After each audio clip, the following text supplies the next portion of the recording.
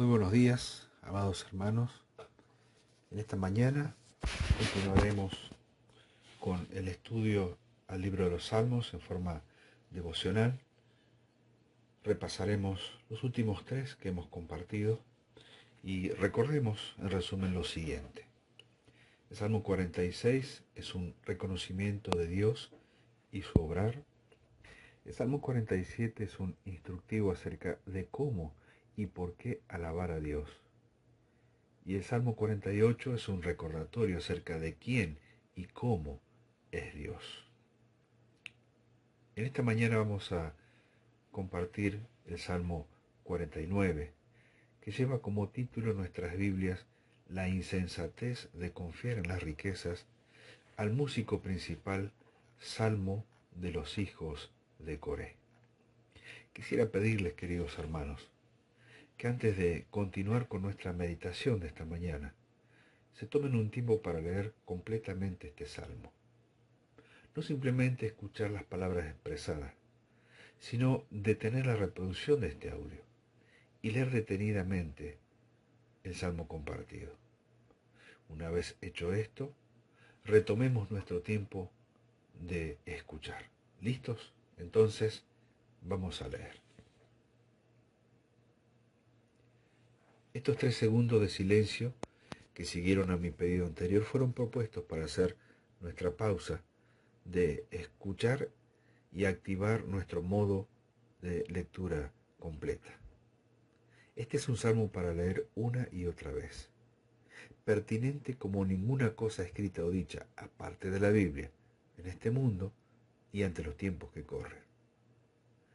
Actual, aunque haya sido escrito hace más de 2600 años, porque la importancia del tema lo lleva a cambiar la tónica de muchos de los salmos que nos precedieron.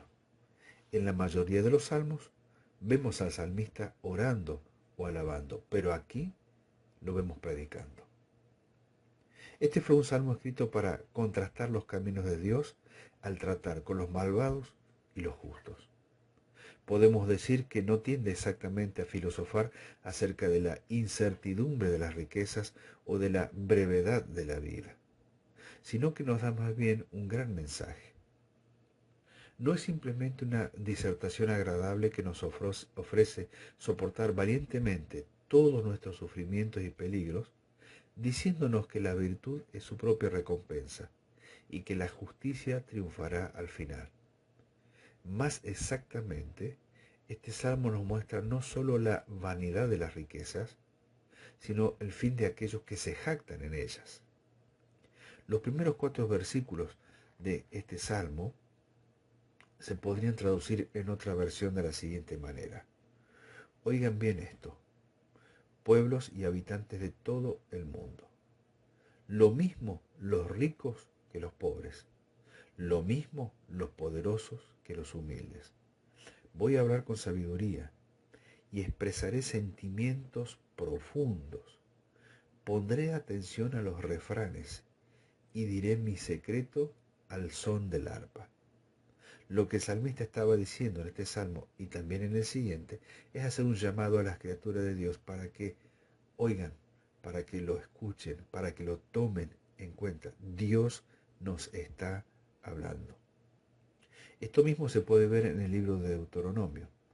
Recordemos que cuando el Señor estaba listo para colocar a esta gente en la tierra que les había prometido, Él puso al cielo y a la tierra como testigos de que no solo les estaba entregando esa tierra, sino también de cuáles eran las condiciones bajo las cuales les estaba entregando esa tierra. Lo hizo en forma de canción, como dice Deuteronomio 32:1. Escuchad cielos y hablaré, oiga la tierra los dichos de mi boca. Este era el principio de la canción de Moisés. En esta canción Dios llamó a los cielos y a la tierra como testigos de las condiciones bajo las cuales Él le estaba introduciendo en la tierra. Menos de 800 años más tarde, Dios estaba dispuesto a expulsarlos de la tierra a causa de su pecado. Nuevamente en el libro de Isaías, capítulo 1, verso 2, Dios llamó al cielo y a la tierra para ser testigos de que echar a su pueblo de la tierra era un acto de justicia. Ahora, aquí en este salmo, Tenemos un llamado de Dios a oír algo que puede estar perturbando a muchos de nosotros en la actualidad y que comienza con una gran pregunta. Dice el versículo 5: ¿por qué he de temer en los días de adversidad, cuando la iniquidad de mis opresores me rodeare? Aquí uno se pregunta quién está planteando esta interrogante. ¿Es el escritor de este salmo? ¿O esta es una pregunta formulada por los ricos que confiaban en sí mismos? Quizás fue una pregunta de los justos que sufren injustamente en manos de los malvados, o hecha por la gente que estaba pasando por necesidad. Creemos que se trata de la pregunta de una persona pobre. Uno puede observar la prosperidad que gozan algunos en el presente. ¿Por qué permite Dios que haya personas que tengan tanta abundancia de recursos económicos? ¿Por qué se las arreglan a algunos para vivir con tanta abundancia y parece salirse con la suya sin tener que soportar las aflicciones que sufren otras personas? ¿Por qué no hace Dios algo para corregir esta situación, para nivelar a todos y ponernos a todos en el mismo nivel de prosperidad? Veamos lo que este salmo tiene que decir al respecto, porque los versículos 6 y 7 lo ponen en perspectiva correcta. Los que confían en sus bienes, dice, y de la muchedumbre de sus riquezas se jactan, ninguno de ellos podrá en manera alguna redimir al hermano ni dar a Dios su rescate. No importa cuán rica o poderosa sea una persona, nunca podrá comprar su salvación. Las personas de todas las clases sociales tienen que dirigirse al mismo lugar para conseguir su redención. Tanto el pobre como el rico, el que tiene y el que no tiene, el que disfruta y el que sufre. No tienen que pagar nada por esta salvación, porque el dinero no cuenta ante un asunto tan importante. El apóstol Pablo en su epístola a los Romanos capítulo 4 verso 5 dice: pero al que no trabaja sino que cree en aquel que justifica al impío, su fe le es contada por justicia. Y ahora llegamos a un paréntesis, porque el versículo 8 es esto, un paréntesis. Y dice: porque la redención de su vida es de gran precio y no se logrará jamás. Desde la perspectiva humana, nadie puede pagar un precio tan alto por la salvación de su vida. Y no está hablando del tiempo presente, sino que está hablando de el futuro, de la eternidad. Nadie podría tener suficiente dinero como para comprar su propia salvación. Dice el verso 9, para que vivan adelante para siempre y nunca vea corrupción. Aquellos que tienen muchas riquezas morirán como todos los demás. Creemos que fue en base a este salmo que el Señor pronunció la parábola sobre el hombre rico y Lázaro, el pobre, registrada en Lucas 16, 9 al 31. Ninguna persona, indiferentemente de cuán rico sea, puede redimir su alma, ni la de otro, para que ambos puedan tener vida eterna.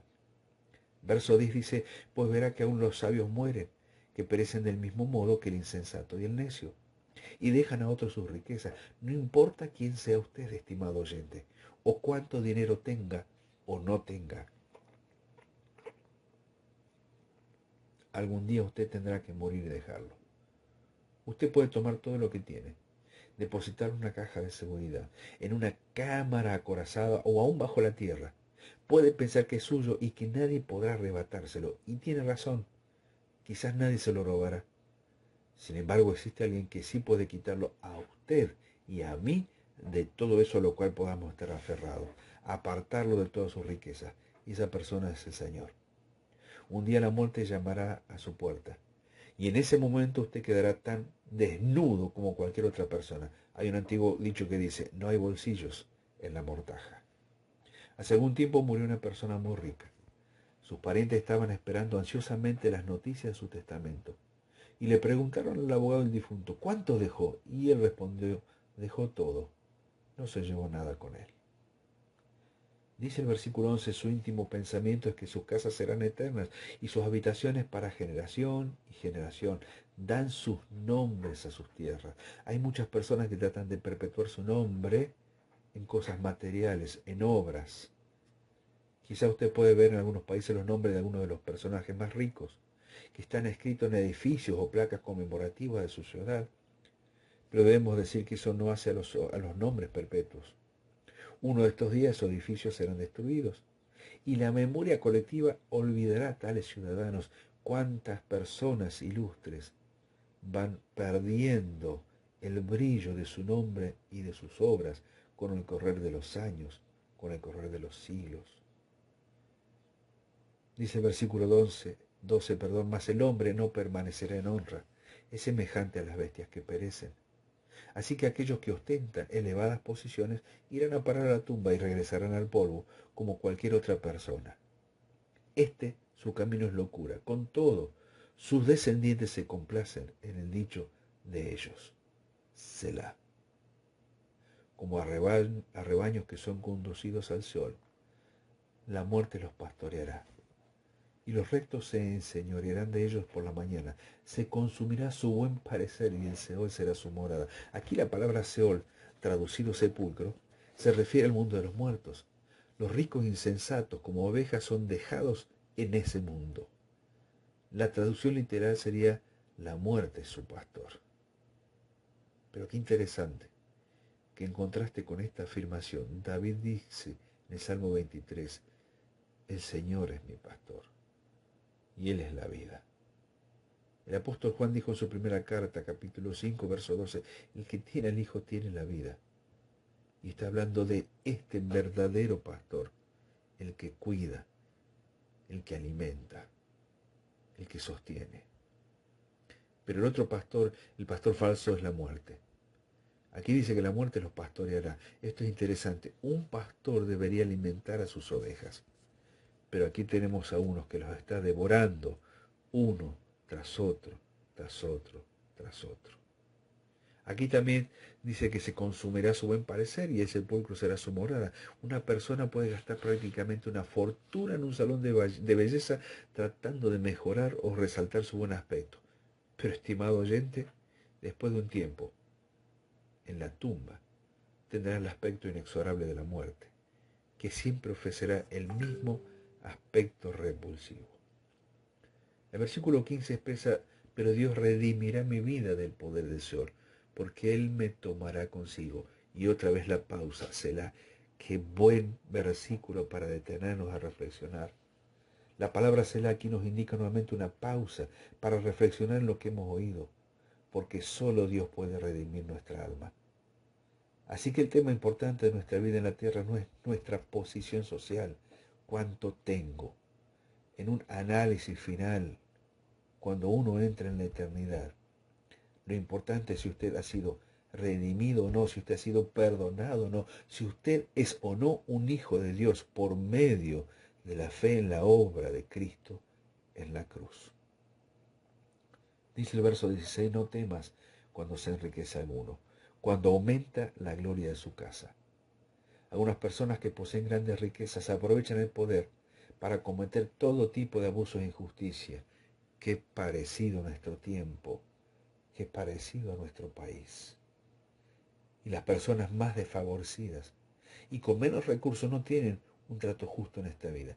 Es por tal motivo que los hijos de Dios hemos encomendado nuestra vida al Señor Jesucristo, quien va a juzgar y va a tratar a los pobres con justicia. Y todos los que hemos confiado en Él recibiremos el trato justo que solamente Dios nos puede dar y del cual debemos esperar. Por último, veamos lo que dicen ahora los versículos 17 hasta el 20. Porque cuando muera no llevará nada, ni descenderá tras él su gloria. Aunque mientras viva llame dichosa a su alma y sea loado cuando prospere, entrará en la generación de sus padres y nunca más verá la luz. El hombre que está en honra y no entiende, semejante es a las bestias que perecen. Estos versículos son muy interesantes. Oímos hablar en la actualidad que el hombre ha evolucionado de las bestias o de los animales. Y en realidad la Biblia enseña lo contrario. Dios ha creado al hombre y lo ha creado a su imagen. El hombre cayó y como resultado, el hombre puede vivir en la actualidad separado de Dios, como un animal. Y es como el animal cuando muere. El hombre no evoluciona, sino que sufre un proceso degenerativo. El ser humano no recorre un sendero que se va elevando, Su tendencia es ir descendiendo de nivel y esta inclinación puede verse en todos los aspectos corruptos de la vida.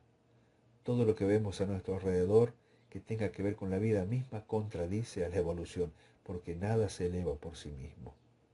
Así como la ley de gravedad en el mundo físico atrae todas las cosas hacia abajo, también existe una ley de la gravedad en el mundo moral que atrae irremediablemente al ser humano hacia la inmoralidad y le hace descender de nivel. Así que no debemos preocuparnos cuando vemos que los malvados prosperan. ¿Es este un salmo de palabras duras? Por supuesto que sí. Pero de tanto en tanto, aún la correlación de las escrituras se toma en una pausa. Un descanso breve, un cela como hemos aprendido, para que toda persona medite profundamente en la necedad de confiar en lo que perece y en la necesidad de confiar en lo que es eterno. Gran salmo para predicarles a otros, gran salmo para enseñarnos a nosotros y un gran salmo para ubicarnos a todos. Queridos hermanos, que el Señor les bendiga en este nuevo día.